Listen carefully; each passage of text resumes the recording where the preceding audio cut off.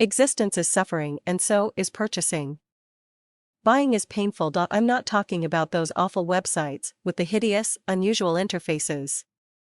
I'm looking at you, websites which don't have carts in 2020, yes, they exist. Those just make buying more painful, but it's never a painless process. The strange and intriguing field of neuroeconomics shows it's literally painful to part with money. You could buy a gold-plated mansion for $700 and you'd still feel a twinge, and a twinge is all it is. I'm not saying your head splits apart when you part with $1. But that twinge is enough to stop folks. That's why e-commerce aims to be as seamless as possible. They want the customer to complete the purchase before the twinge gets too bad. But how could this be? People like to buy things, right? Retail therapy doesn't have the same vibe as shock therapy. Money isn't money. It's power and opportunity. And, sure, you can always earn more, but you can't get it back once you part with it. Refunds aside, what does this mean for your marketing? A few things. Known entities are more familiar and less painful. The first time you buy a particular brand of potato chips is the worst. After that, it gets easier because there's less uncertainty, which is a form of pain in itself. What if you sell one-off items, like smartphones? You can still be a known or an unknown entity. How small a twinge do Apple fans feel before buying an iPhone?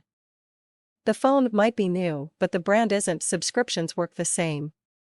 It's much easier to keep an existing subscriber than to attract a new one. But what if none of that applies? What if you're relatively unknown and selling one-off things? That's when you use this classic marketing technique. You make the pain of not buying greater than the pain of buying. Consider my usual examples of coaching and hypnotherapy. Say someone is struggling at work. They're talented enough to earn a promotion. In fact, based on who gets chosen instead of them, they're overqualified, but something holds them back. Maybe they're too timid to go for it. Or they perform great in every environment except the interview.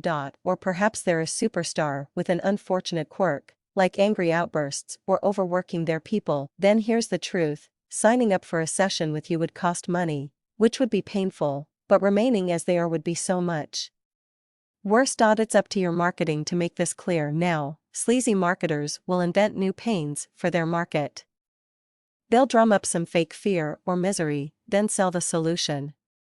I won't pretend that doesn't make money, because it does. Long term, though? It leads to refunds, a bad reputation, and a lot of lost opportunities. Your market has plenty of real pains already. There's no need to cook more, and when you take those discomforts away, they'll love you for it.